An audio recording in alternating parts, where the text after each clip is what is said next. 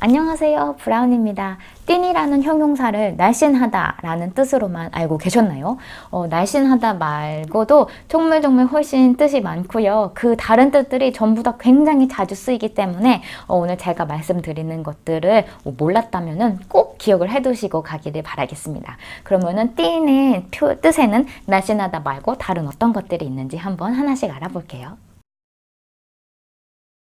띵의 첫 번째 다른 뜻은 얇다입니다. 사실 이거는 다 알고 계시죠? 글자 같은 게 얇다, 종이가 얇다, 옷감이 얇다, 선이 얇다 라고 할 때 다 띵이라고 합니다. 근데 띵이 얇다라는 뜻을 가졌다는 것은 너무나도 명백하고 쉬운 사실임에도 불구하고 여기다 끼워 넣은 이유는 여러분들에게 알려드리고 싶은 동의어가 있기 때문이었습니다.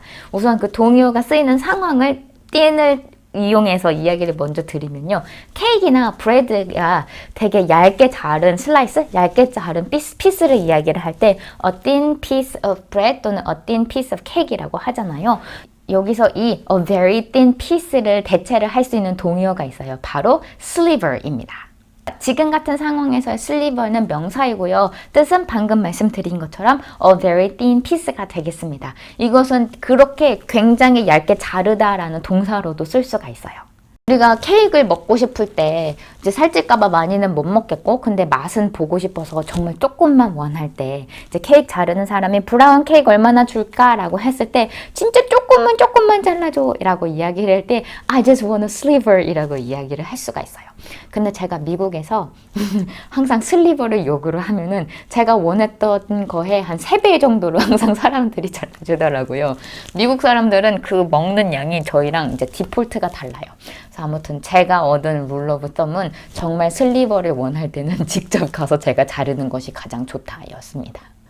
아무튼 그렇게 정말 얇게 자른 케이크, 정말 조그맣게 자른 브레드를 이야기를 할 때 sliver이라고 하고요. 슬리버가 또 호피, 희망이라는 뜻의 호비랑 사용이 되면은요. 한국말로 실낫 같은 희망이라는 말이 있잖아요.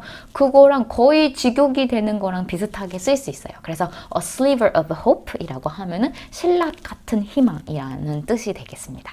슬리버를 더 쉽게 기억하시라고 한 가지만 예를 더 드리면은 아몬드가 있어요.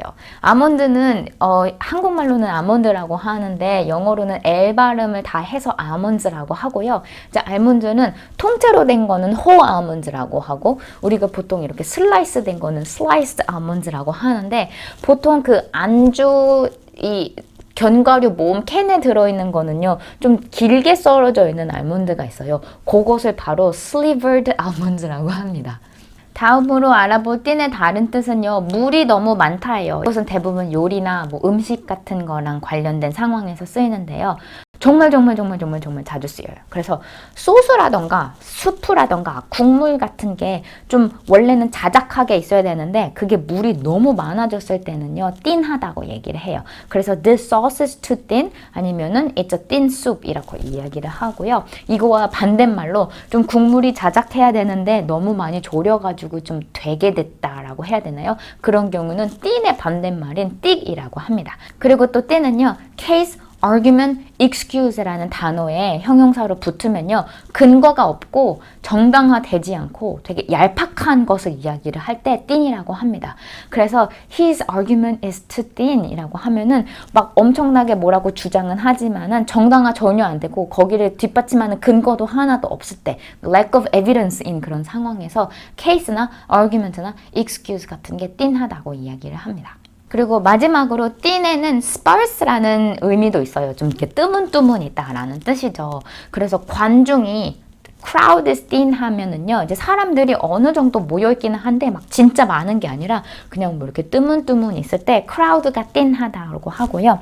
그리고 공기도 thin하다고 할 수 있어요. 그 우리가 마시는 공기 중에 산소가 되게 뜨문뜨문 있을 때, 그래서 고지대에 가서 산소가 없을 때 그렇게 산소가 없는 공기를 이야기를 할 때 thin air라고 한다거나 the air is thick 이렇게 이야기를 할 수가 있습니다.